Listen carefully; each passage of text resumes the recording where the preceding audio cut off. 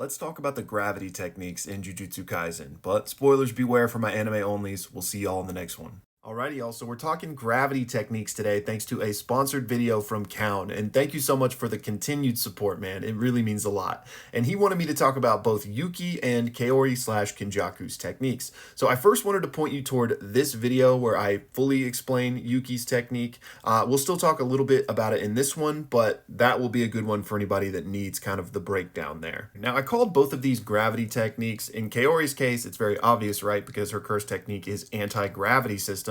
But Yuki's is about the manipulation of mass, right? So where's the connection? Well, as I'm sure most of you know, the more massive something is, the more of a gravitational pull it will have, which is why she could make that black hole at the end of her fight with Kenjaku. So while she doesn't like literally manipulate gravity in the same way Kaori does, both of their techniques deal with gravity. So in a way, they're similar, right? But I think honestly, Yuki's is far more powerful. But like I said, I've got another video kind of breaking that one down. So this video, we're going to more specifically focus on Kaori. So there's a lot of interesting things to dissect about Kaori and Kenjaku's interest in her, not the least of which could be her curse technique, right? But for my anime onlys out there that said to hell with spoilers and you're still watching this video, this is Kaori Itadori, aka Yuji's mother.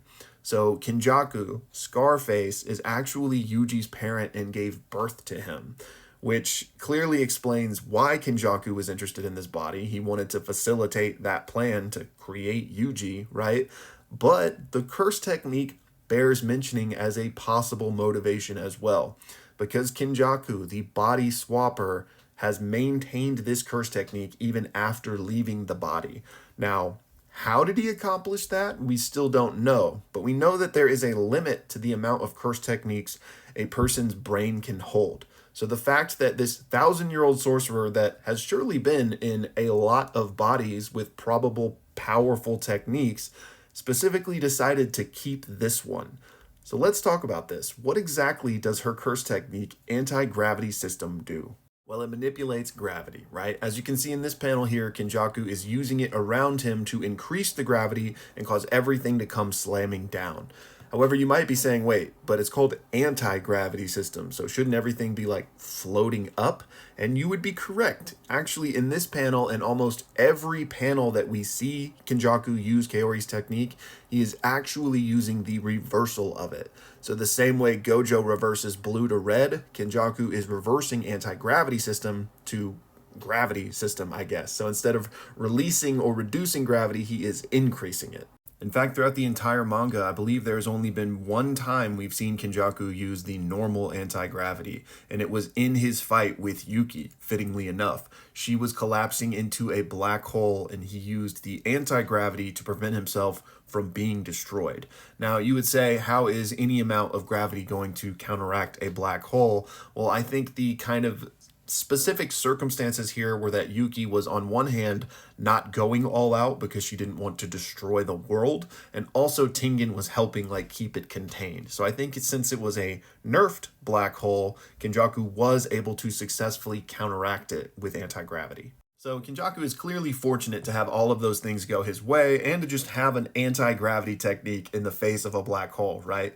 So some people may be saying, well, maybe that's why he kept her technique, right? The way he meticulously plans things out, maybe Kenjaku knew that one day he may have to face Yuki as an obstacle to his goals, right? So why not keep an anti-gravity technique in your back pocket in case that happens?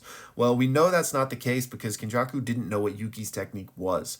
And if you even want to say that he did maybe know somehow, or at least had an inkling, he clearly didn't know that the black hole she could do was possible. So in no way could he have planned to like counter her with this technique. So the reason he kept this is still a mystery.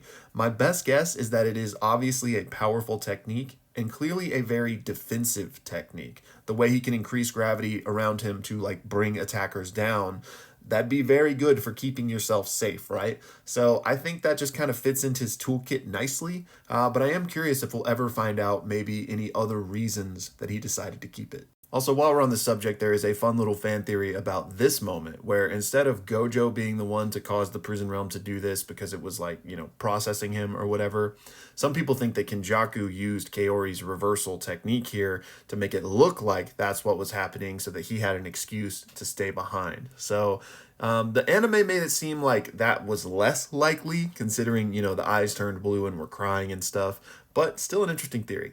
And then finally, y'all, while we're on the subject of Kenjaku and the body swaps, I recently put out a video describing all of the major scars in JJK, and of course, one of those was Kenjaku's forehead scar. And Gege actually revealed that that is the result of a binding vow. And we know the way binding vows work. You give something up to get something else, right? So I was wondering, what did Kenjaku gain from basically taking on the glaring weakness of having a scar? So in response to that, I have another sponsored question from Green, who wants to know if maybe Kenjaku could come back without the scar as like a big reveal or surprise, meaning he either broke that binding vow or maybe just didn't remake it for whatever this next body swap is going to be.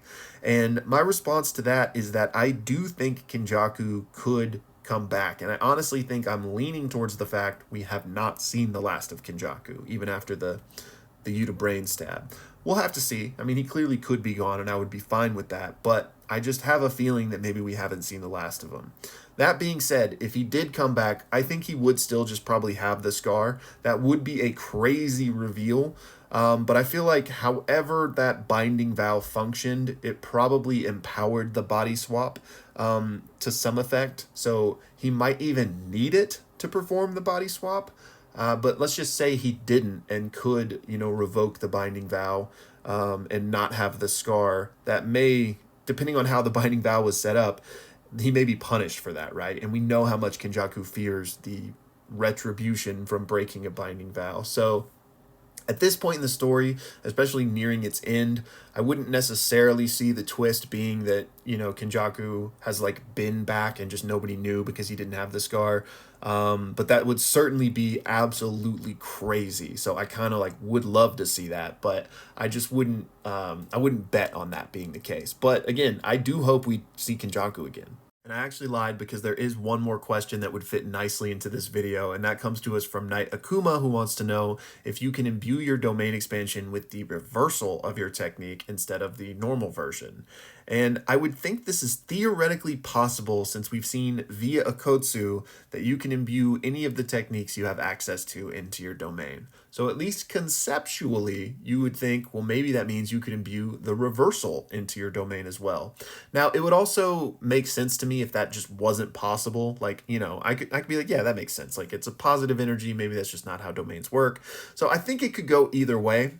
But the interesting thing relevant to this video is when we saw Kenjaku's domain expansion in that fight with Yuki, she is affected by it. She gets pummeled by it, right? And it's only for a split second, and there's no explanation for what actually happened to her. But it seems as if that domain was the reversal anti-gravity effect just to the extreme, because when we next see her, she's just crumbled on the ground, right?